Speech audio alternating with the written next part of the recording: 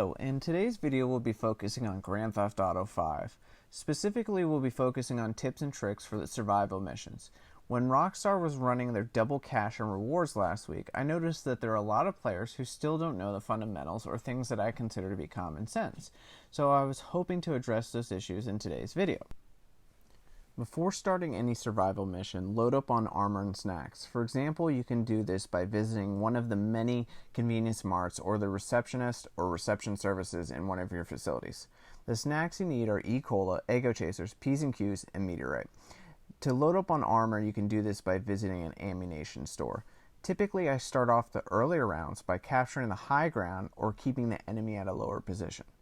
I do this for many reasons, but one of the main reasons is you get a better field of view when you're at a high position and you can see the enemy coming from further away. Think of the medieval days when they had castles that had these huge lookout towers that could see off into the distance. When playing the Farmhouse Survival mission, you can do this by getting on top of the roof. In the Forest Survival, you can get on top of the mountain. When playing the Meth Lab Survival mission, I start off on the roof of the convenience mart. Like most rules, there are exceptions. For example, when playing the Meth Lab Survival mission, I find it's best around wave 3 or 4 to move inside behind the counter. This segues to my next point. One of the best things you can do is find a good camping spot. Ideally, you want to be indoors so helicopters can't hit you. To avoid the helicopters, I attempt to get a good position that has cover above it. When playing the Meth Lab Survival, behind the counter of the convenience mart is one of the best camping spots. In the higher waves, you're going to be overwhelmed with the sheer number of enemies. This is why a good camping spot is so important. You want to control the flow of enemies and limit the path and entrances they use to come at you. It isn't always possible to make only one entrance, but the fewer the entrances, the better. If you have more than one entrance, protect yourself by covering the other entrance with tear gas, sticky, and or proximity mines.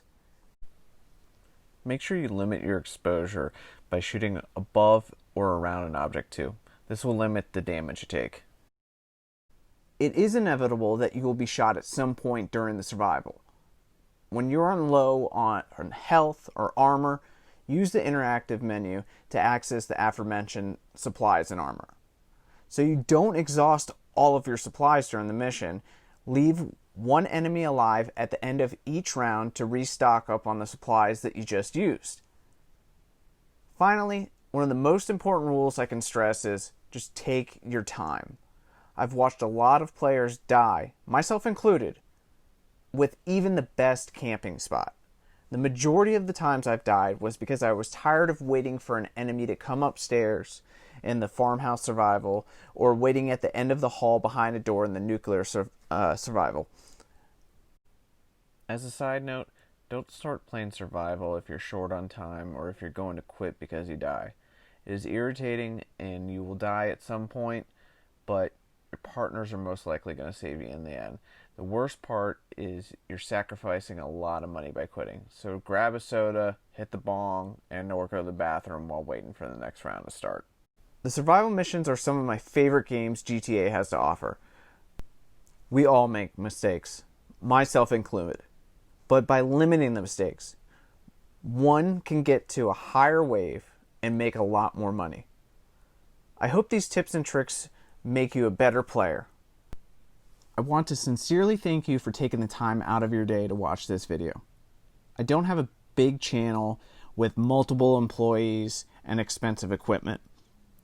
I try to make videos that are unique or offer a different perspective on a topic that's already been addressed.